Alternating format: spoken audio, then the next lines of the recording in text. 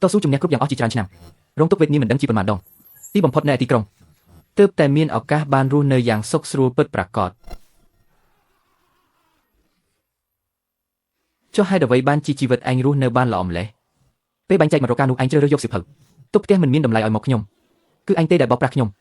បើខ្ញុំរស់នៅមិនបានល្អអញក៏កុំសង្ឃឹមថានឹងបានរស់នៅសុខស្រួលដែរទៅស្លាប់ទៅ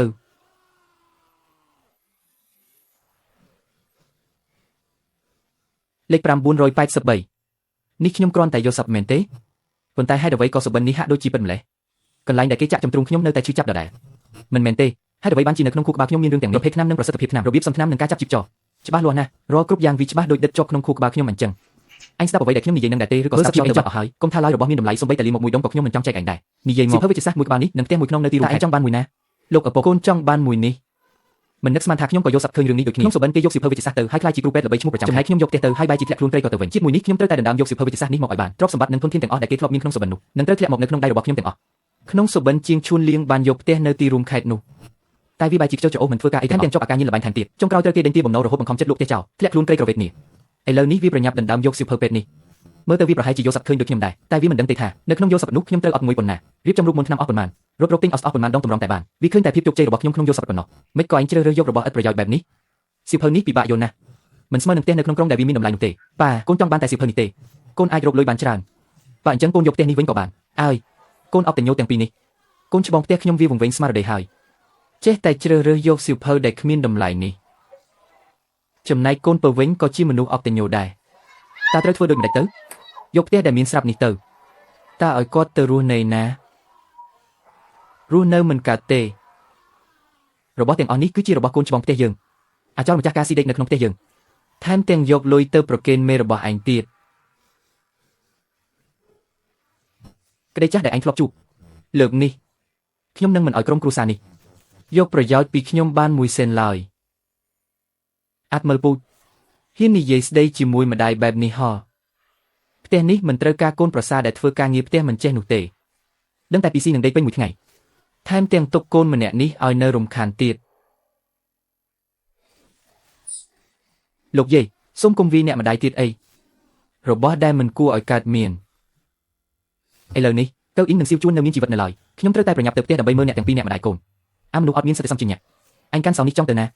ាដាក់សោនោះទុកទីនេះមកម៉ែដោះលែងនាងទៅចុះវាគ្រាន់តែជាផ្ទះចាស់មួយក្នុងនៅទីរួមខេត្តប៉ុណ្ណោះចាំដល់ពេលខ្ញុំរៀនពេទ្យចេះខ្ញុំនឹងយកអ្នកទាំងអស់គ្នាទៅនៅក្រុងធំសោយសុខនៅទីនោះកូនច្បងពិតជាមានសមត្ថភាពមែនមិនដូចអាប់អូននេះទេមានតែផ្ទះមួយក្នុងនៅទីរួមខេត្តធ្វើដូចជារបស់មានតម្លៃណាស់ម៉ែចាំមើលថ្ងៃដែលឯងរកលុយបានច្រើនលើកនេះអញគ្មានសៀវភៅពេទ្យក្នុងដៃហើយចាំមើលឯងដើរសុំទានគេចុះប៉ាត្រឡប់មកវិញហើយអញកំពុងធ្វើស្អីហ្នឹងឯងនៅចង់ទៅទៀតហេចាប់ពីថ្ងៃនេះទៅបងនឹងមិនឲ្យម៉ែធ្វើបាបអូនទៀតឡើយបងសន្យាថាបងនឹងនាំអូននិងកូនទៅរកជីវិតដ៏ប្រសើរពាក្យនេះបងនិយាយមិនដឹងជាប៉ុន្មានដងហើយខ្ញុំស្ដាប់រហូតដល់សាំអស់ហើយខ្ញុំលែងចង់ស្ដាប់ទៀតហើយបងទៅចុះខ្ញុំចង់នៅម្នាក់ឯងខ្លះប៉ាត្រឡប់មកវិញដើម្បីអ្វីប៉ាត្រឡប់មកវិញដើម្បីឲ្យម៉ែយកពងមាន់នៅក្នុងផ្ទះទាំងអស់ទៅឲ្យយាយមែនទេពងមាន់កុំធ្វើបាបម៉ែទៀតអីខ្ញុំនឹងយកវាឲ្យអ្នកខ្ញុំសុំអង្វរអ្នក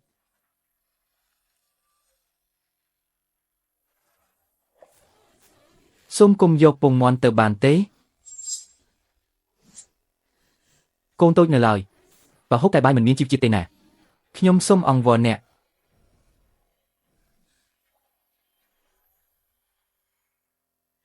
ជីវិតនេះតើត្រូវបន្តទៅយ៉ាងណាទៀតពុកយកពងទាទៅបាត់ហើយបើអញ្ចឹងតើលោកយាយឈប់ធ្វើបាបអ្នកម៉ាក់មែនទេខ្ញុំដាំទឹកក្តៅមួយកុំស៊ីរួចរាល់ហើយអិនពងទារួចរាល់ហើយកូនស្រីអូនញ៉ាំពេលវានៅក្តៅទៅចុះមិនមែនបងយកពងទាទៅឲ្យម៉ាក់ទេនេះជារបស់គ្រួសារយើងប៉ុន្មានឆ្នាំមកនេះពុកម៉ាក់និងបងប្រុសសុទ្ធតែរស់ដោយសារអាហារផ្ទះយើងថែមទាំងរករឿងវីដំអ្នកទាំងពីរទៀតខ្ញុំមិនឈ្មោះទៅយកពងទាឲ្យពួកគេញ៉ាំទេកុំបារម្ភអីក៏អ៊ីងកូនស្រីប៉ានឹងនាំពួកយើងទៅរស់នៅឲ្យបានល្អគាត់កើតអីទៅនឹងតែតូចកំពុងតែធំធាត់ត្រូវតែញ៉ាំពងទាឲ្យបានច្រើនកូនស្រីញ៉ាំទៅអរគុណអ្នកម៉ាក់អរគុណលោកប៉ាជាងឈុនមីងហេតុអ្វីថ្ងៃនេះបងមិនទៅធ្វើការនៅសហគមន៍អ្នកចង់គៀបសង្កត់គ្រួសារយើងដល់ណាទៀតឥឡូវនេះបងប្រុសកំពុងរៀនពេទ្យបើអ្នកមិនធ្វើការតើគ្រួសារយើងយកអ្វីហូបចុះផ្ទះមួយក្នុងនៅឯទីរួមខេត្តនោះវិញយកសមមកឲ្យខ្ញុំមកឪពុកអ្នកប្អូនអ្នកហើយនឹងខ្ញុំនឹងទៅស្នាក់នៅទីនោះជំនួសអ្នកសិនផ្ទះនៅឯទីរួមខេត្តមួយនោះ រឿងសំខាន់ដល់ថ្នាក់នេះមិនក៏កូនពើមិនព្រមប្រាប់ឯងធ្វើជាប្រពន្ធគេដល់ថ្នាក់នេះនៅហ៊ានមានមុខមកគេថាឆ្នាំនឹងមិនអាចព្យាបាលផ្ដាសាយបានទេអ្នកឯងកំពុងតែបោកលុយពួកយើងហើយ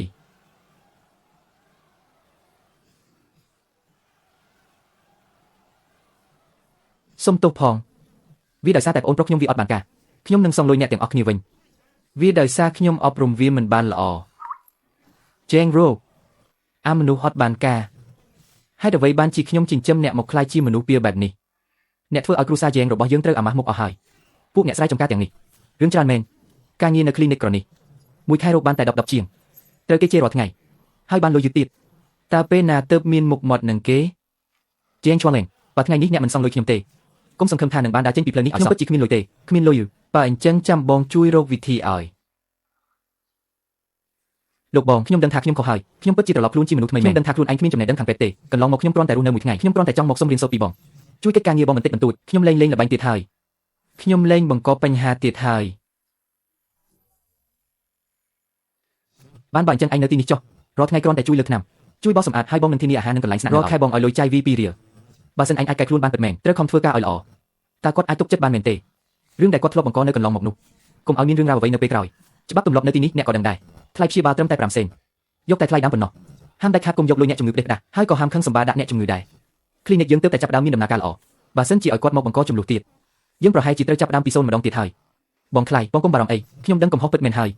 ខ្ញុំនឹងខំប្រឹងធ្វើការឲ្យបានល្អលែងធ្វើរឿងផ្ដេសផ្ដាស់ទៀតហើយខ្ញុំនឹងជួយប្អូនប្រុសខ្ញុំឲ្យបានល្អបងទុកចិត្តខ្ញុំចុះចាប់ពីពេលនេះទៅខ្ញុំនឹងស្ដាប់បង្គាប់ឲ្យខ្ញុំធ្វើអ្វីក៏ខ្ញុំធ្វើដែរបំណុលជាង$50នោះត្រូវតែសងឲ្យរួចក្នុងរយៈពេល3ថ្ងៃបើមិនរកឲ្យគ្រប់ទេពួកអ្នកទាបំណុលនឹងកាត់ដៃខ្ញុំចោលហើយតើខ្ញុំអាចធ្វើការងារកំពេចកំពកទាំងនេះដោយសុខចិត្តបានដោយរបៀបអ្នកស្រុកដែលមកជួបពេទ្យទាំងនេះប្រកាសជាមានលុយនៅក្នុងហោប៉ៅពួកគេមិនខានថ្លៃពិនិត្យ5សេនថ្លៃថ្នាំ1ជីសរុបទាំងអស់1ជី5សេនយកទៅដាំទឹកផឹកទៅឲ្យចេញញើសបន្តិចទៅគឺបាត់ហើយលុយចំណូលដំបូងបានមកដល់ដៃហើយទោះបីជាវាបន្តិចបន្តួចមែនតែដំណក់ទឹកអាចបង្កើតជាទន្លេបានថ្លៃពិនិត្យ5សេនថ្លៃថ្នាំ1ជី5សេនសរុបទាំងអស់2ជីអ្នកយកទៅហូបឲ្យទៀងទាត់ណាកុំហូបរបស់ដែលមានជាតិខ្លាញ់បាត់ចាស់ថ្លៃពិនិត្យ5សេនថ្លៃរំរបួស1ម៉ាក់សរុបទាំងអស់1ម៉ាក់5សេនលោកគ្រូពេទ្យជាងពិតជាដៃដល់មែនដៃខ្ញុំជឿច្រើនថ្ងៃមកហើយប្អូនប្រុសចាំខ្ញុំជួយរៀបចំតឲ្យយំស្អីគេនេះកុំចេះតែរករឿងបើមិនអញ្ចឹងខ្ញុំបោះចោលទៅក្រៅហើយបើអ្នកមិនចង់ធ្វើការទៀតក៏ទៅបាត់ទៅកុំមកធ្វើឲ្យក្មេងភ័យខ្លាចនៅទីនេះបងប្រុសខ្ញុំខុសហើយអំបញ្ញមិញខ្ញុំគ្រាន់តែហត់ពេកសម្ដីខ្ញុំមិនល្អទេខ្ញុំមិនហ៊ានធ្វើទៀតទេការលួចលុយអ្នកជំងឺបែបនេះវាយឺតណាស់ម្ដងបានតែ1ម៉ាក់ឬ2ម៉ាក់ប៉ុណ្ណោះ3ថ្ងៃមិនអាចរកបាន50ជាងនោះទេតើត្រូវធ្វើម៉េចទើបបានលុយលឿនអំបញ្ញមិញអ្នកគ្រួសារលោកវាងនៅមាត់ច្រកបានមកតាមឪពុកគេទើបនឹងដាច់សរសៃឈាមកាលពីម្សិលមិញសុខភាពគាត់មិនសូវល្អទេខ្ញុំត្រូវទៅមើលគាត់នៅផ្ទះបន្តិចថ្ងៃនេះបិទហាងលឿនបន្តិចទៅអ្នកទាំងពីរត្រឡប់ទៅផ្ទះរៀបចំខ្លួនសិនទៅនៅក្នុងនោះមានលុយទាំងអស់ដែលយើងសន្សំបានកន្លងមកវាជាលុយថ្លៃរៀនរបស់កូនស្រីយើងក៏មានលុយសម្រាប់ទិញទៅទិញក្រែថ្មីដែរហើយក៏មានលុយទិញថ្នាំទុកសម្រាប់ព្យាបាលទៀតទុកនៅខាងក្រៅមិនបានទេបងថ្លៃខ្ញុំដឹងថាគាត់ទុកលុយនោះក្នុងទូសូមបងយកលុយក្នុងទូនោះឲ្យខ្ញុំមកខ្ញុំកំពុងតែប្រញាប់យកទៅសងបំណុលគេណាបើមិនដូច្នោះទេពួកម្ចាស់បំណុលនឹងមកវាខ្ញុំស្លាប់មិនខានក្នុងរយៈពេល3ថ្ងៃលុយនោះទៅសង្គ្រោះជីវិតសិនទៅចាំថ្ងៃក្រោយពេលខ្ញុំមានលុយវិញខ្ញុំនឹងសងបងវិញប្រកាសបានទេលុយនោះមិនអាចឲ្យអ្នកបានទេនោះជាលុយដែលយើងសន្សំសម្រាប់ឲ្យកូនស្រីទៅរៀននិងលុយសម្រាប់ទិញថ្នាំពេទ្យទៀតជីវភាពយើងទើបតែចាប់ផ្ដើមធូរស្រាលបន្តិចហើយអ្វីក៏អ្នកហ៊ានយកវាទៅរឿងបំណុលដែលអ្នកជំពាក់គេអ្នកត្រូវដោះស្រាយដោយខ្លួនឯងពីមុនមកអ្នកបង្កបញ្ហានៅក្នុងភូមិមិនទាន់គ្រប់គ្រាន់ទៀតឬលុយអីទៅលុយអ្នកនឹងវាលុយរបស់ប្អូនប្រុសខ្ញុំជាបងប្រុសវាចុះបើខ្ញុំយកទៅប្រើបន្តិចបន្តួចមានបញ្ហាអ្វីបើថ្ងៃនេះពួកឯងមិនព្រមបាក់លុយឲ្យខ្ញុំទេខ្ញុំនឹងបង្កចំនួនឲ្យមើលខ្ញុំនឹងទៅចូលស្រែកនៅមុខទ្វារថាសាច់ញាតិលាក់លុយទុកថាមិនខ្វល់ពីការរស់នៅរបស់ឪពុកម្ដាយចាំមើលខ្ញុំនឹងនាំពួកម្ចាស់បំណុលមកទីនេះទាំងអស់គ្នាឲ្យពួកគេមកវាកំទេចផ្ទះបងទៅធ្វើឲ្យឪពុកខ្ញុំគ្មានមុខធ្វើការដែរនៅទីក្រុងនេះមិនបានទៀតទេបងជាអត់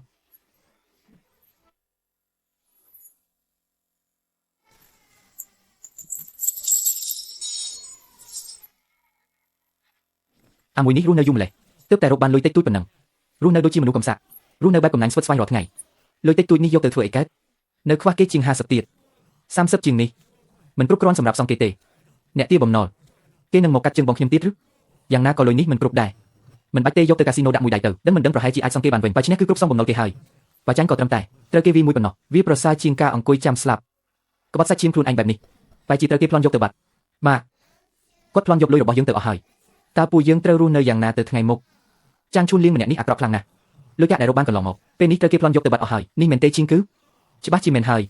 យលោកគ្រូពេទ្យចាងជាមនុស្សល្អដល់ថ្នាក់នេះហើយអ្វីក៏មានបងប្រុសអាក្រក់បែបនេះទៅវិញជីវភាពទើបតែចាប់ផ្ដើមធូរស្រាលបន្តិចត្រូវគេកេងប្រវ័ញ្ចអស់ទៅហើយគ្រូសាមួយនេះពិតជាគួរឲ្យអាណិតណាស់ខ្ញុំធ្លាប់និយាយហើយថាគាត់ទុកចិត្តមិនបានទេលោកគ្រូពេទ្យចាងនៅតែចិត្តទុនទទួលយកគាត់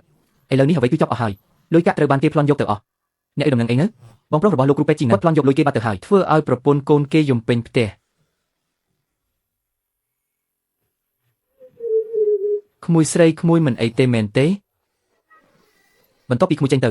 គាត់ក៏ចូលមកទារប្រអប់លុយពីមីង មីងមិនព្រមឲ្យគាត់ក៏គំរាមមីងថាបើមិនឲ្យគាត់នឹងហៅពួកអ្នកទីបំណុលមក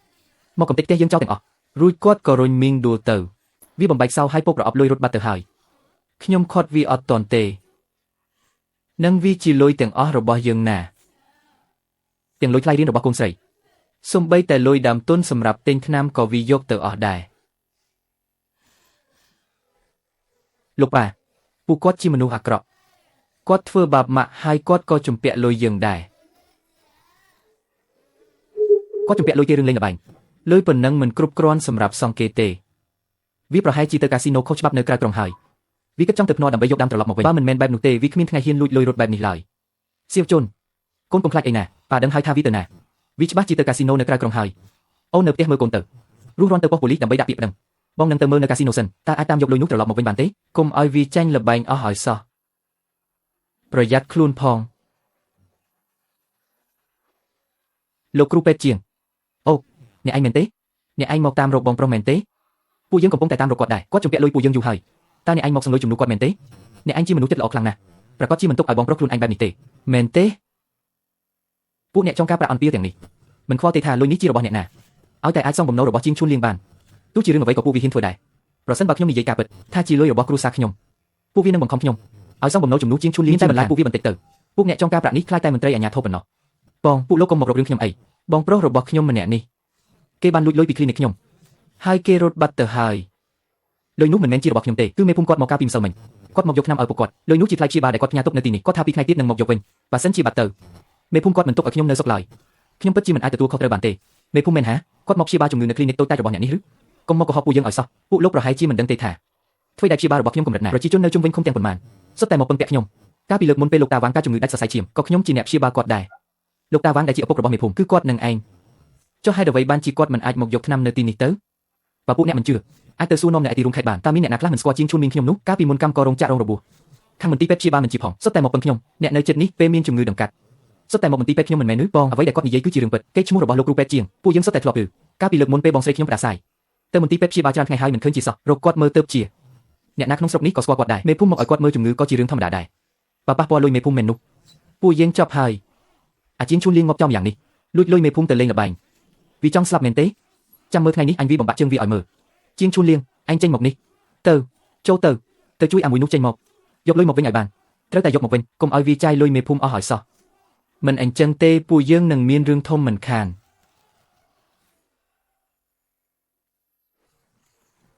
លេងខ្ញុំ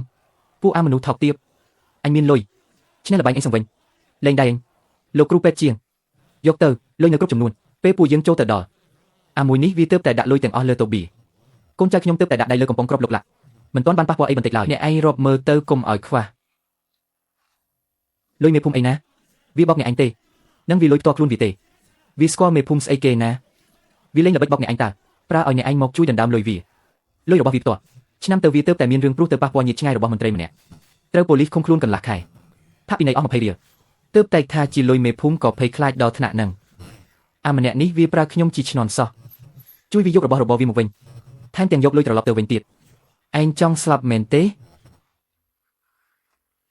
ស្មានថាបងប្អូនពួកយើងងាយបោកម្លេះក៏ចង់ប្រើខ្ញុំធ្វើជាឈ្នន់មែនទេហ៊ានលេងសាច់នឹងពួកយើងមែនទេខ្ញុំមិនបានលេងសាច់ទេណា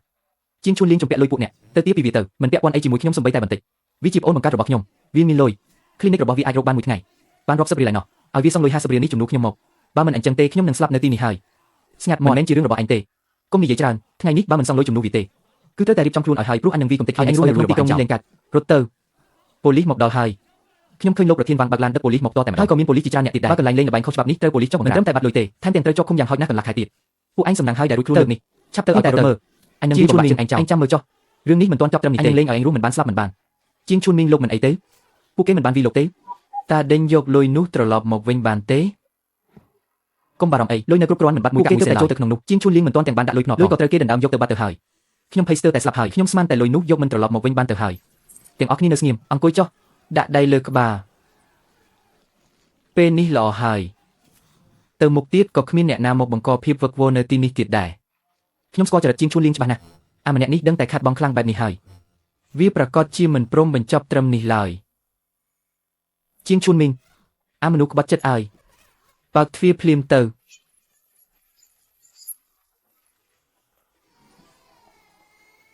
មិនក៏ជីវិតទៀតហើយព្រឹកព្រលឹមសោះមកធ្វើរឿងរ៉ាវអីទៀតអូនកុំចេញទៅអី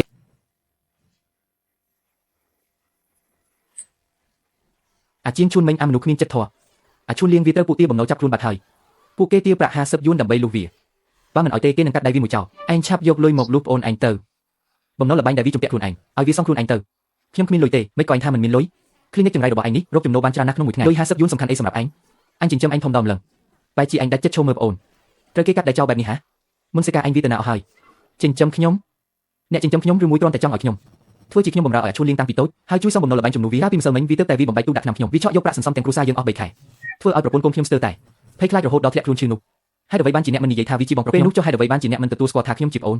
ខ្ញុំមិនដឹងមនុស្សទេនោះគឺជាបងប្រុសបង្កើតរបស់ឯងណាបើឯងមិនជួយវាតើឲ្យអ្នកណាជួយថ្ងៃនេះបើមិនដកប្រាក់50យួនឲ្យទេខ្ញុំនឹងស្លាប់នៅមុខផ្ទះឯងឲ្យមើលយ៉ាងគួយឡានអ្នកឯងឈួតមែនទេទើបតែប៉ុន្មានម៉ោងសោះស្រែកលោឡាអីខ្លាំងម្ល៉េះកូនខ្ញុំស្អែកត្រូវទៅរៀនផងនឹងហើយមករំខានរាល់ថ្ងៃលោកគ្រូពេទ្យជាងគាត់ធ្វើអីខុសដាក់អ្នកកូនប្រុសដ៏ល្អរបស់អ្នកនឹងខ្លួនឯងលេងល្បែងជំពាក់បំណុលគេចុះហេតុអ្វីបានជាបង្ខំឲ្យលោកគ្រូពេទ្យជាងសងជំនួសចេះខ្មាស់គេខ្លះទៅឯងនេះអត់មានចិត្តធម៌សោះចិញ្ចឹមបានកូនក្បត់ជាតិមួយប្អូនខ្លួនឯងគេចាប់ទៅហើយនៅមិនខ្វល់ទៀតតើខ្ញុំរស់នៅមានន័យអ្វីទៀតទៅប្រាប់ឲ្យដឹងណាជាងឈួនមីងបើថ្ងៃនេះឯងមិនបើកលុយមកទេខ្ញុំនឹងអង្គុយយំនៅមុខ clinic ឯងរាល់ថ្ងៃតាំងពីព្រឹករហូតដល់យប់ខ្ញុំនឹងធ្វើឲ្យគ្មានអ្នកជំងឺណាហ៊ានមកជួបឯងទៀតធ្វើឲ្យ clinic កំប៉ុកនេះត្រូវបិទទ្វារចោលតែម្ដងមើលថាឯងនៅរស់ក្នុងស្រុកនេះដោយរបៀបណាទៀតម៉ែកុំធ្វើបែបនេះអីបានទេពួកយើងពិតជាគ្មានលុយទេលុយទាំងនោះទើបតែទិញថ្នាំនិងបង់ថ្លៃសាលារៀនឲ្យស៊ីវជួនប៉ុណ្ណោះគាត់និយាយពិតជាធ្វើពិតមែនបើគាត់មកបង្កចំនួនរាល់ថ្ងៃបែបនេះមុខជាប៉ះពាល់ដល់ការរកស៊ីរបស់ clinic មិនខានលើកនេះត្រូវតែដោះស្រាយឲ្យដាច់ស្រេចមិនអាចទុកបញ្ហានេះទៅទៀតទេលីគូឡាយអ្នកឯងចេះខ្មាស់គេខ្លះទៅមើលមករករឿងគេដល់មុខ clinic បែបនេះរាល់ថ្ងៃគេមិនចង់រស់នៅដោយសុខសាន្តទេនឹងហើយមែនហើយកូនប្រុសរបស់អ្នកឯងលេងល្បែងជំពាក់គេខ្លួនឯងហេតុអ្វីត្រូវមកពឹងពាក់កូនទី2គេពេលដែលដណ្ដើមលុយគេកាលពីមុននោះហេតុអ្វីមិនគិតថាគេជាបងប្អូនបង្កើតនឹងគ្នាខ្ញុំមិនដឹងទេថ្ងៃនេះបើមិនឲ្យលុយទេខ្ញុំនឹងដេកស្លាប់នៅទីនេះហើយឲ្យអ្នកឯងជាងជួនមិញត្រូវគេជិតប្រតិថាជាមនុស្សអកញ្ញូបានខ្ញុំនឹងសងលុយ50យន់នេះជំនួសគេពិតមែនឬអញព្រមសងលុយជំនួសយ៉ាវលៀងមែនទេប៉ុន្តែខ្ញុំមានលក្ខខណ្ឌអ្វីនិយាយថាឡើយតែមួយ18ក៏ខ្ញុំព្រមដែរត្រឹមតែធ្វើលិខិតសន្យាមួយសន្លឹកនឹងដល់ពេលនោះបើខ្ញុំមិនព្រមសងតើវាអាចធ្វើអ្វីខ្ញុំបានគ្រាន់តែជាកូនរើសមកចិញ្ចឹមម្នាក់តើវាហ៊ានប្តឹងផ្ដោខ្ញុំមែនទេទី1អ្នកត្រូវតែធ្វើលិខិតសន្យាមួយដោយបញ្ជាក់ឲ្យច្បាស់ថាប្រាក់50យន់នេះគឺខ្ញុំចាងជួនមីងឲ្យចាងជួនលៀងខ្ចីដើម្បីសងបំណុលល្បែងហើយត្រូវសងវិញក្នុងរយៈពេលកន្លះឆ្នាំបានឥឡូវនេះក៏បានទី2គ្រាន់តែមានលិខិតសន្យាមិនគ្រប់គ្រាន់ទេអ្នកឯភូមិតកោចាងរបស់អ្នកផ្ទះដី3ខ្នងដែលដូនតាទុកឲ្យនោះត្រូវតែយកមកដាក់បញ្ចាំប្រសិនបើក្នុងកន្លះឆ្នាំសងប្រាក់មិនទាន់ផ្ទះទាំង3ខ្នងនោះនឹងក្លាយជាកម្មសិទ្ធិរបស់ខ្ញុំឯងថាអ្វីត្រូវតែមានផ្ទះដាក់បញ្ចាំត្រូវហើយនិយាយតែមាត់មិនបានការទេត្រូវតែមានកិច្ចសន្យានឹងផ្ទះធ្វើជាទ្រព្យបញ្ចាំខ្វះមួយណាក៏មិនបានដែរអានឹងមិនបានទេផ្ទះនោះគឺជាមរតករបស់តកោជាងយើងដែលដូនតាទុកឲ្យចុះទើបអាចយកមកដាក់បញ្ចាំបានយ៉ាងម៉េចទៅ